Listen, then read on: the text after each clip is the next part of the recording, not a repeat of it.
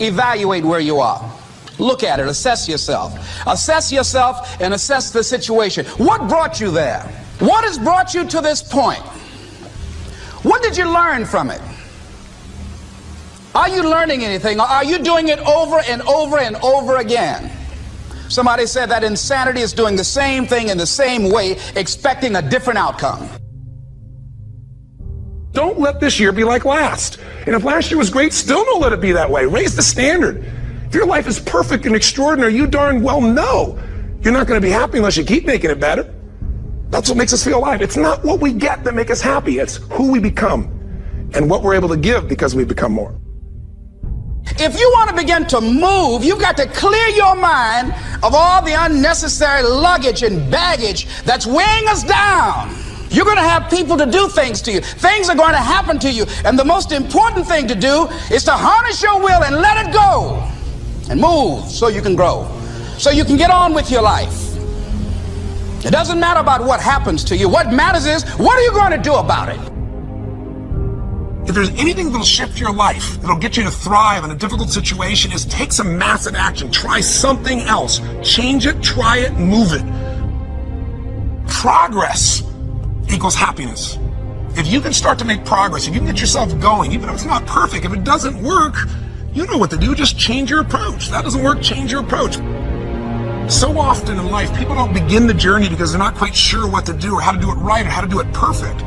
You want to change your body? Get yourself moving. Don't wait for the perfect trainer. Just go out there and move. Put on your shoes and move and get momentum.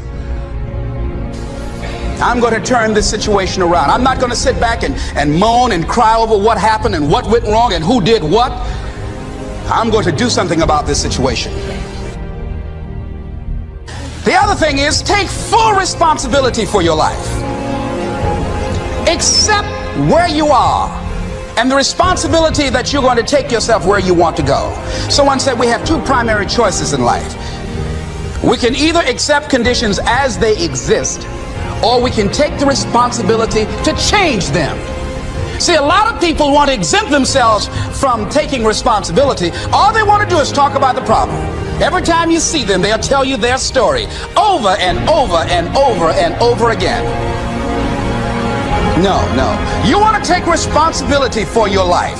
I got me here, I can get me out of this. And I'm getting out. I'm not going to be a volunteer victim. And so all you're looking for are new breakthroughs through practice and practice and practice. You'll get better and better and better. And there's still some things that will happen to you that will catch you on the blind side that you did not anticipate. You'll get knocked down, but you won't be knocked out. And so I say to you, it's possible you can live your dream if it's becoming a diamond, if it's having more, if it's achieving more, if it's being a better father, being a better mother, whatever it is, overcoming addiction, changing our society. It's possible you can live your dream. It's necessary that you have a plan of action, that you're resilient, that you stick to, and you work with the system, that you work with people, that you give support, and that you be there for them, that you have the vision and never give it up, that you become creative and relentless and keep on coming back again and again and again, and that it's you that you got to take personal responsibility to make it happen, and that it's hard. Easy is not an option. And when life knocked you down, jump back up and say, it's not over until I win. Avoid people and situations that upset you. See, there's some people that know just how to push your button. They know just what to say. But I'm not going to expend any energy arguing with anybody. Life is too short, ladies and gentlemen, and unpredictable. I don't want to spend my time arguing with anybody, so I avoid situations that will get me upset. I don't argue with people. Draw the line, ladies and gentlemen. There are certain things that we just go through life just taking, and at some point, you just got to draw the line and just say enough is enough. You got to do that with yourself. One negative stroke is 16 times more powerful than a positive stroke. And if you have people around you who are not sensitive to who you are, and the people that can hurt you the most, ladies and gentlemen, are the people that you love. That you love. They're the ones that you're vulnerable to. They're the ones that can get to you. And if they're insensitive, I don't care who they are. See, if you don't draw the line with people, if you just let them run rampant in your life, and you let things happen to you that you don't feel good about, if you continue to allow it to happen, you won't feel good about yourself. Your image of yourself will erode. So you've got to draw the line. Why do people just go to a job where they're miserable, day in and day out? Why do people stay together and they're miserable, sleeping in separate rooms, or arguing, or the only thing they have in common is paying the bills? Don't talk, don't communicate, don't share anything together. Day in and day out, as short and unpredictable that life is, being mean to each other. Why do people do that? Known hells are preferable to strange heavens because it's familiar. See, life is rough, ladies and gentlemen. It's rough and it's scary. It's scary growing. It's scary taking a chance. It's scary acting on your intuition, on your guts. It's scary. It's frightening. There are people that's tolerating things right now, and they're immobilized by fear. They can see the hammer coming, and they're afraid to even move because it's scary. To go against the dominant thinking of your family, friends, and those people you associate with every day is perhaps the most difficult act of courage you will ever perform.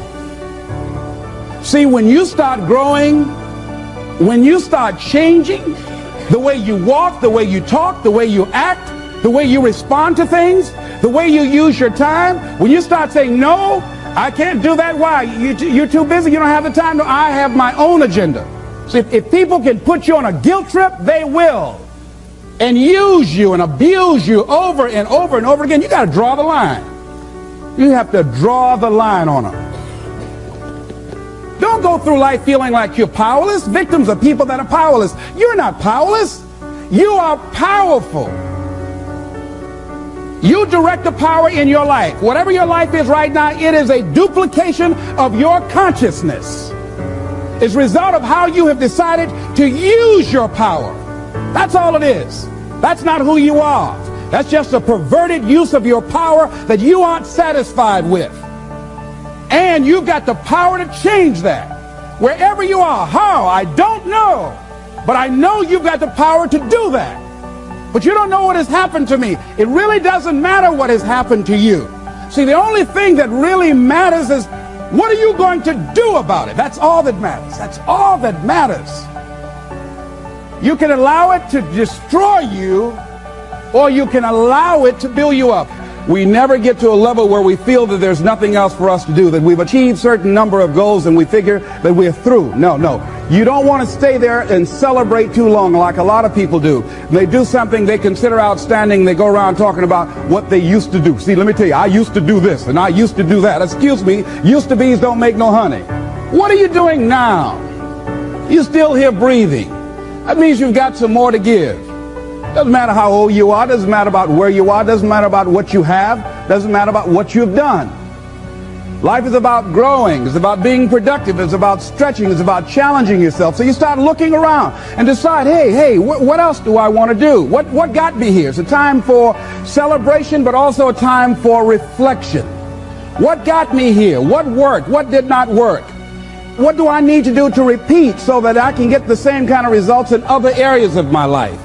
If the goal is to improve my health, if the goal is to improve my relationship, if the goal is to improve my income, if the goal is to improve something in society, what is it I need to do? Now, don't get confused with what you do with who you are. Don't trip. Don't go on some type of ego trip. Talking about how bad you are. None of us do anything by ourselves. Develop an appreciation for external support as well as good fortune, because all of those things play a role. The other thing is, don't go overboard celebrating. You must meet with triumph and disaster and treat those two imposters just the same. You look at it, hey, I did it. I feel good about that. Now you're moving on to the next thing. Things did not work out the way you wanted them to work out. You didn't produce the results you wanted to produce. Hey, miss that. Win some, you lose some. Next, moving right on. Don't confuse who you are with what you do. And make your mind fertile ground for the seeds of opportunity. Think if you want to experience a sense of fulfillment, you've got to have an open mind so that ideas can come in there and take root and grow.